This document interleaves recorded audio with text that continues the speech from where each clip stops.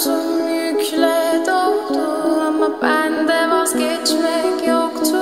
Bitmedi, bitmedi, bitirmedim. Ben özel değilim ya da öyle bir şey ama sen varken hep böyle hissettim, böyle hissettim. Yanan her şey görünmüyor olmalı, bunu sen de hatırlarsın da artık geç.